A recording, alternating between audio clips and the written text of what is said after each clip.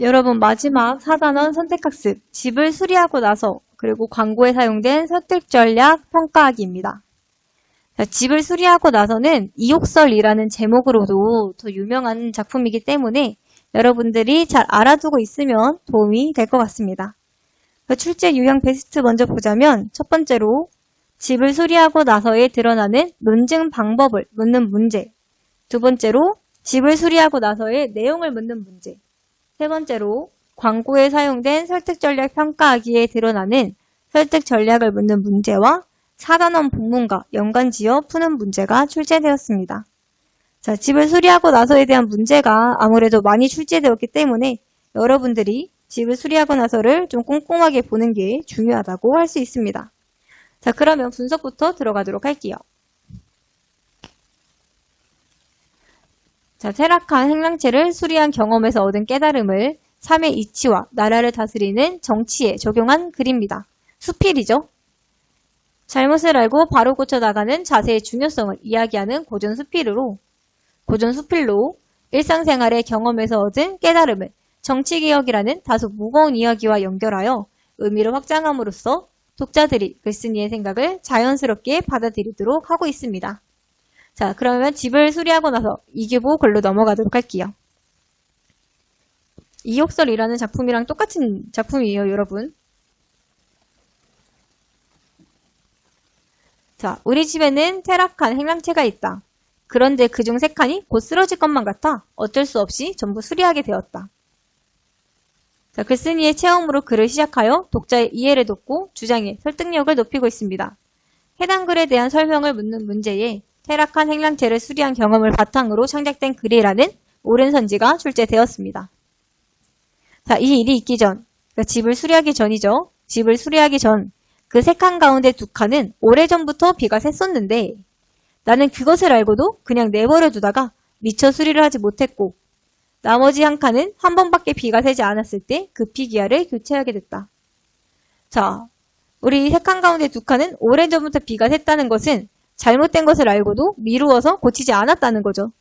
자, 근데 하나는 바로 비가 샜을 때 기아를 교체했다는 것은 문제점을 발견하자마자 지금 문제를 고쳤다는 거예요. 자, 그런데 이번에 수리를 하고 보니 비가 오래 샌 곳은 석가래와 추녀며 기둥과 들보가 모두 썩어서 못쓰게 되었으므로 경비가 많이 들었고 한 번밖에 비가 새지 않은 곳은 제목이 모두 온전하여 다시 쓸 수 있었기 때문에 비용을 줄일 수 있었다. 자, 여러분, 문제점을 오랫동안 방치했던 곳은 지금 비용이 많이 들었는데 바로 문제점을 고친 부분은 지금 경비가 많이 줄었다고 하는 거죠. 자, 일단 석가래, 추녀, 기둥, 들보 같은 것들은 지붕을 구성하는 제목으로 나라의 인재를 상징한다고 할 수 있습니다. 근데 일단 여기서 중요한 것은 우리에게 비가 오래 샌 곳, 즉 문제점을 오랫동안 방치한 곳은 돈이 많이 들었고 문제점이 생겼을 때 바로 고친 부분은 경비가 많이 줄었다라는 걸 여러분들이 기억하고 넘어가야 됩니다. 자, 그래서 나는 이런 생각이 들었다. 자, 이제 글쓴이가 퇴락한 행랑채를 수리하는 체험을 통해 깨달은 바가 있음을 드러내고 있는 거죠. 수필의 특성으로 교훈성이 드러납니다. 해당 글에 사용된 설득 전략을 묻는 문제에 사실 의견의 구성 방식을 취하고 있다는 옳은 선지가 출제되었습니다. 자, 이런 일은 사람의 경우에도 마찬가지가 아닐까?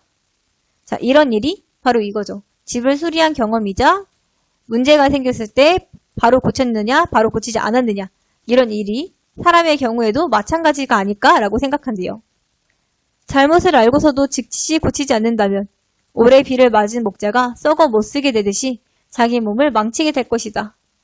반면에 잘못한 일을 거리낌 없이 고친다면 비 맞은 목재를 다시 쓸 수 있었던 것처럼 그 잘못한 일은 다시 착한 사람이 되는데 아무 방해도 되지 않을 것이다. 자, 내용일치 문제에 잘못한 일을 거리낌 없이 고친다면 다시 착한 사람이 될 수 있다는 옳은 선지가 출제되었습니다. 자, 그래서 지금 행랑채 고치는 일이나 지금 이렇게 행랑채를 문제가 생겼을 때 빨리 고치느냐, 늦게 고치느냐는 사람과 유사하다라고 지금 두 상황에 유사한 점을 근거로 결론을 내고 있죠. 따라서 우리 이 집을 수리하고 나서에는 유추의 논증 방법이 사용된다는 거 여러분들이 중요하게 알아두고 가야 합니다. 자, 또한 여기에만 그칠 일이 아니다. 나라의 정치도 이와 같다.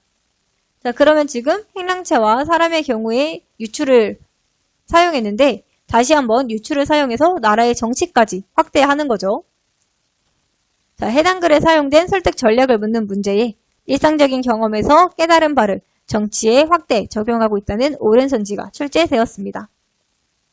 자, 모든 일에서 백성에게 큰 피해가 되는 것들을 이리저리 둘러맞추기만 하고 개혁하지 않다가 자, 이거 문제점 지금 오랫동안 방치한 거죠? 바로 고치지 않은 거예요. 백성이 못 살게 되고 나라가 위태해지고 나서야 갑자기 바꾸려 한다면 나라를 부지하기 어려운 법이다. 그러니 신중하게 생각하지 않을 수 있겠는가? 그래서 이 글의 주제는 사람이든 정치든 문제를 발견하며 미루지 않고 즉시 바로잡도록 노력해야 한다는 것입니다. 그리고 가장 중요한 것은 여기에 논증 방법 유추가 사용되었다는 거 무조건 기억하고 넘어가셔야 돼요. 그래서 행랑채 수리나 사람의 잘못이나 나라의 정치나 유사하다. 이 내용은 보면 되고 논증 방법 유추 두 세상의 유사한 속성을 기반으로 결론을 이끌어내는 논증 방법이 사용되었음을 기억하시고 넘어가면 됩니다. 자, 그러면 광고 하나 보도록 할게요. 유명한 이슬람 설화 문학 아라비안 나이트 중 알리바바와 40인의 도적의 한 장면을 활용한 공익 광고입니다. 자, 우리 앞에서도 얘기했지만 광고는 목적이 설득이라고 했어요. 친숙한 이야기를 활용하여 학생들의 흥미를 유발하고 줄거리에 반전을 주어 개인정보 보호의 필요성과 개인정보를 보호하는 방법을 재치있게 보여주는 광고입니다. 자, 그럼 볼까요? 내레이션. 도둑들은 보물이 가득한 비밀동굴에 도착했어요. 지금 사람들이 흔히 알고 있는 알리바바와 40인의 도적의 한 장면을 드러내고 있습니다. 자, 열려라! 열려라! 땡땡. 근데 부하들이 다 알고 있어. 참깨잖아. 참깨야 참깨. 1년 내내 참깨던걸? 자, 지금 부하들이 두목의 비밀번호를 알고 있는 상황으로 개인정보가 보호되지 않은 상황이죠. 근데 심지어 어떤 부하는 두목의 주민등록 번호까지 알고 있대요. 지금 개인정보가 보호되지 않은 상황이 계속 드러납니다. 그래서 아무나 할 수 있는 비밀번호는 더 이상 비밀번호가 아니었어요. 주요정보 비공개, 정보동의 확인, 로그아웃 확인. 개인정보도 소중한 재산입니다. 개인정보를 지켜주세요. 라고 하면서 공익광고가 마무리되고 있죠. 지금 개인정보를 보호하는 방법을 지금 구체적으로 제시하고 있으므로 이성적 설득 전략이 드러난다고 할 수 있습니다. 또한 사람들이 알고 있는 알리바바와 40인의 도적을 활용했다는 점에서 사람들의 감정을 자극함으로 감성적 설득 전략이 사용되었다고 할 수 있습니다. 여러분들이 조심해야 되는 건 우리 여기 이 공익 광고에는 인성적 설득 전략이 드러나지 않는다는 거. 이것만 하나 기억하고 있으면 됩니다. 자, 그래서 다루고 있는 문제는 개인정보의 소중함을 사람들이 인식하지 못한다는 거고 광고의 의도, 개인정보 보호의 필요성과 개인정보를 보호하는 방법을 알리기 위해서입니다. 자, 광고에 대한 설명을 묻는 문제에 광고에서 다루고 있는 문제는 개인의 주요 정보를 공개하지 않는다는 것이라는 틀린 선지가 광고의 의도는 개인정보의 소중함을 인식하지 못한다는 것이라는 틀린 선지가 출제되었습니다. 그 문제는 소중함을 인식하지 못한다. 의도는 이거 필요성과 방법을 알린다. 라는 거 여러분들이 기억하고 넘어가야겠죠.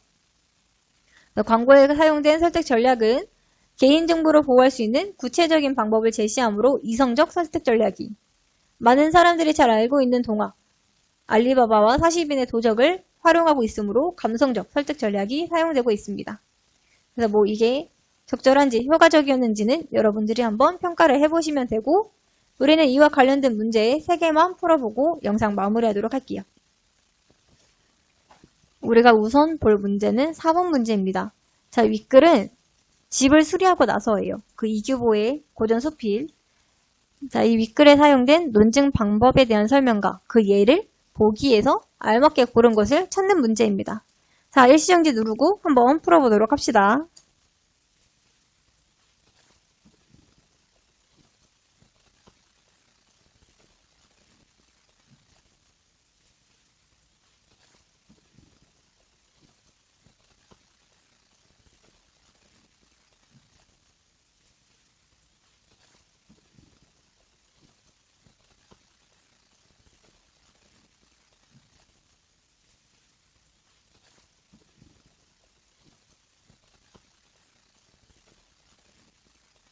여러분 4번 같이 보도록 할게요.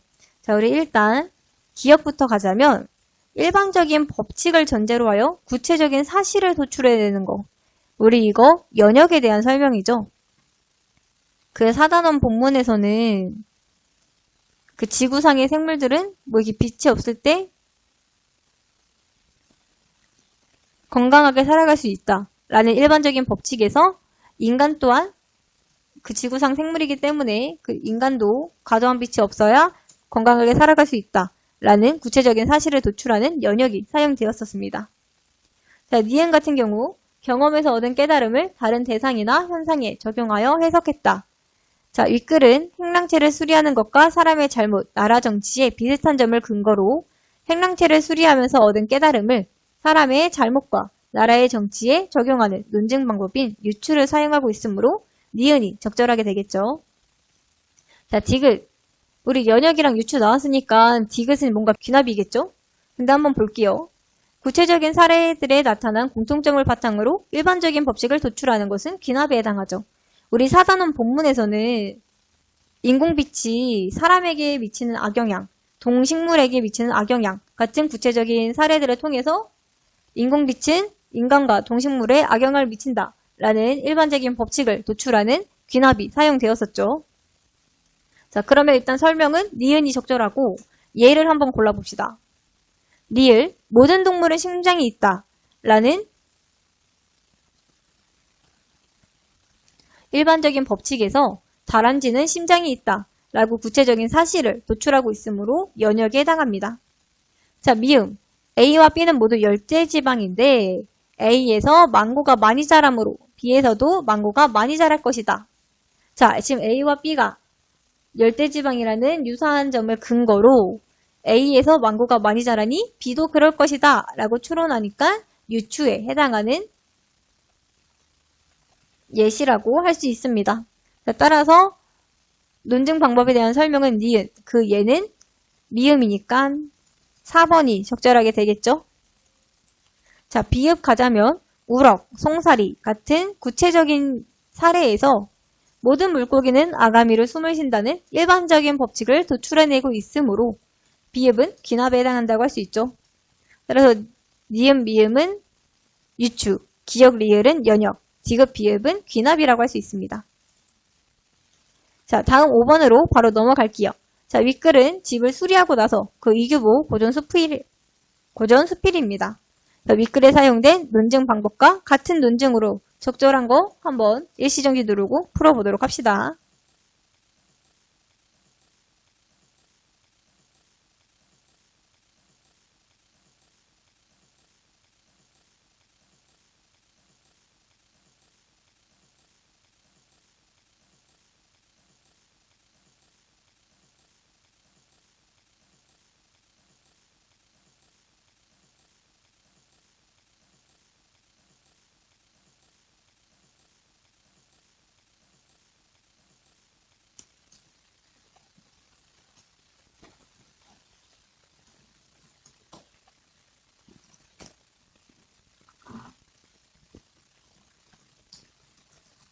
자, 여러분 같이 보도록 할게요.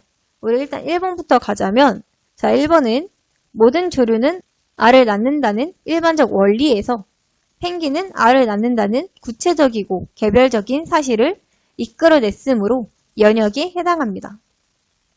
2번, 태국과 베트남의 유사한 속성, 강수량이 많다는 유사한 속성을 근거로 베트남도 변호사가 잘 될 것이라는 결론을 이끌어내고 있으므로 2번에 유추가 사용되었다고 할 수 있죠. 우리 윗글 같은 경우에는 행랑체를 수리하는 것과 사람의 잘못, 나라 정치의 비슷한 점을 근거로 행랑체를 수리하면서 얻은 깨달음을 사람의 잘못과 나라의 정치에 적용하는 논증 방법인 유추를 사용하고 있었기 때문에 동일하게 드러나는 것은 2번이라고 할 수 있습니다. 3번, 독서는 독자의 정신을 성장시킨다는 일반적 원리에서 만화책을 읽으면 독자의 정신이 성장한다는 구체적이고 개별적인 사실을 이끌어내고 있으므로 연역에 해당합니다. 4번, 미세먼지 때문에 기관지 질환 환자, 천식 환자가 늘었다는 구체적이고 개별적인 사실에서 미세먼지는 인간의 건강을 위협한다는 일반적인 원리를 이끌어내고 있으므로 귀납에 해당합니다. 닭, 비둘기 5번. 닭, 비둘기, 타조는 알을 낳는다는 구체적이고 개별적인 사실에서 모든 조류는 알을 낳는다는 일반적 원리를 이끌어내고 있으므로 5번은 귀납에 해당합니다. 따라서 유추에 해당하는 것은 2번밖에 없죠. 따라서 답은 2번이 적절하다고 할 수 있습니다.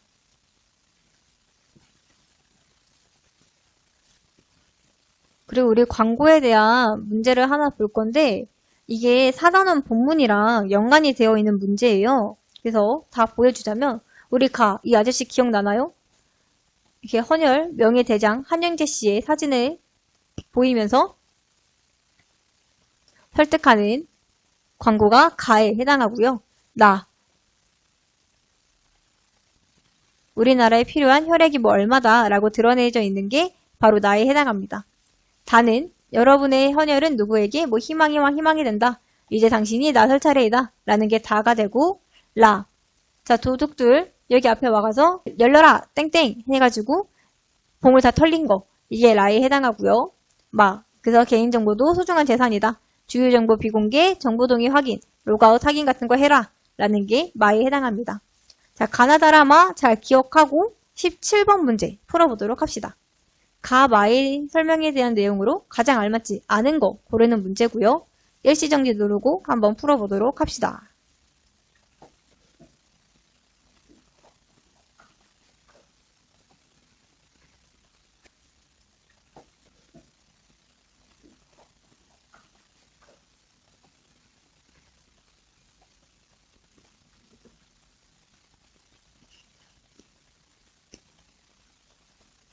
자, 여러분 같이 볼게요. 17번.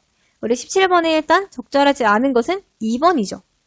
자, 우리 가는 헌혈을 생활 속에서 실천하고 있는 사람을 등장시키고 있으므로 인성적 설득 전략을 사용하고 있다고 할 수 있습니다. 나는 우리나라에 필요한 혈액량과 헌혈로 살릴 수 있는 사람의 수를 구체적인 수치로 제시하고 있으므로 이성적 설득 전략이 사용되었다고 할 수 있습니다. 다는 우리가 하는 헌혈이 누군가에게 희망을 줄 수 있다는 내용으로 감정을 자극하고 있으므로 감성적 설득 전략이 사용되었다고 할 수 있습니다. 따라서 가나다는 이성적, 감성적, 인성적 설득을 모두 적절하게 사용하고 있지만 라는 많은 사람이 잘 알고 있는 이야기를 활용하고 있으므로 감성적 설득 전략이 사용되었다고 할 수 있습니다.